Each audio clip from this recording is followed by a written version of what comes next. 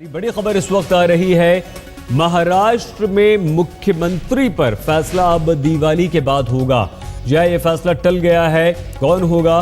महाराष्ट्र में बीजेपी की तरफ से मुख्यमंत्री, इस पर फैसला टल गया है। फिलहाल बीजेपी के विधायक दल की बैठक अब दिवाली के बाद होगी। सभी विधायकों को दिवाली मनाने के लिए घर जाने की छूट दे दी गई है। हिमांशु मिश्रा हमारे संवाददाता इस वक्त हमारे साथ है। हिमांशु, क्या खबर है? फैसला दिवाली को देखते हुए टाला गया या कहीं कुछ मुश्किल हो रही है? दावेदार इतने हो गए हैं हिमांशु। देखिए सईद, बिल्कुल बीजेपी के सामने मुश्किल ये है कि एक तरफ शिवसेना की जो बार्गेनिंग पावर है वो उसको कम करना चाहती है, वो उसको इंतजार करके उसकी जो बार्गेनिंग पावर है उसको कम करना चाहती है। दूसरी तरफ बीजेपी के अंदर जो सीएम पद के कैंडिडेट हैं वो बहुत ज्यादा हैं। ये कह सकते हैं कि नितिन गडकरी, देवेंद्र फडणवीस और उसके अलावा विनोद तावड़े, एकनाथ खड़से, ये इस तरीके के कैंडिडेट हैं जिनका स्टेचर है। नितिन गडकरी, देवेंद्र फडणवीस सबसे आगे हैं। लगभग ये अब माना जा रहा है कि देवेंद्र फडणवीस होंगे, लेकिन महाराष्ट्र में बीजेपी बिल्कुल चाहती है कि एक सहमति के साथ जो है नेता को चुना जाए, कहीं पार्टी के अंदर कोई विवाद ना हो। साथ ही साथ सपोर्ट जो लेना है वो शिवसेना के साथ लेना है।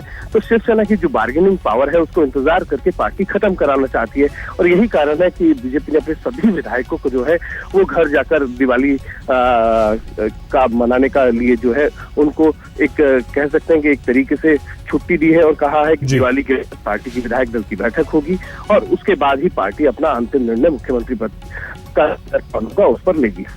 बहुत धन्यवाद हिमांशु मिश्रा हमारे संवाददाता मुंबई से जानकारी दे रहे थे। सभी विधायक जो हैं वो अपने घर चले गए हैं, छुट्टी मनाने की उन्हें छूट दे दी गई है। और अब जो फैसला होगा महाराष्ट्र में बीजेपी की तरफ से मुख्यमंत्री कौन होगा, दिवाली के बाद इस पर फैसला किया जाएगा। लेकिन बीजेपी ने अभी तक अपने पत्ते नहीं खोले हैं। सूत्रों के अनुसार महाराष्ट्र में सरकार बनाने के लिए पार्टी ने शिवसेना के साथ पर्दे के पीछे सौदेबाजी शुरू कर दी, और जाहिर सी बात है थोड़ा सा वक्त और मिल जाएगा, कम से कम आज कल परसों 3 दिन का ये वक्त। फॉर्मूले को लेकर खींचतान चल रही है बीजेपी और शिवसेना के बीच, लेकिन बीजेपी खुलकर कुछ भी कहना अभी नहीं चाहती है। मुख्यमंत्री का चुनाव भी टल गया है। आज भी केंद्रीय पर्यवेक्षक मुंबई नहीं जा रहे हैं, लेकिन आज नितिन गडकरी नागपुर में जरूर होंगे जहां संघ का मुख्यालय है। तो ये महत्वपूर्ण होगा गडकरी का नागपुर में आज होना।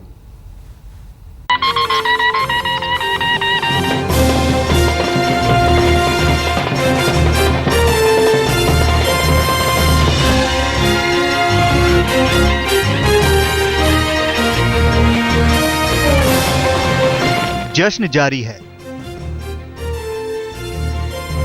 बधाई देने का सिलसिला थमा नहीं है। मुंह मीठा किया जा रहा है। मुंबई में कल बीजेपी के नए विधायकों की बैठक भी हुई, लेकिन महाराष्ट्र में सरकार को लेकर सस्पेंस बना हुआ है।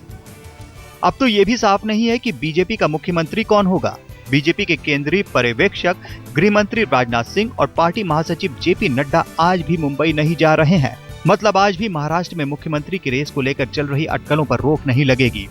ऐतिहासिक जीत के फौरन बाद बीजेपी ने साफ किया था कि पहले मुख्यमंत्री के नाम पर मुहर लगेगी, फिर साथी का फैसला होगा।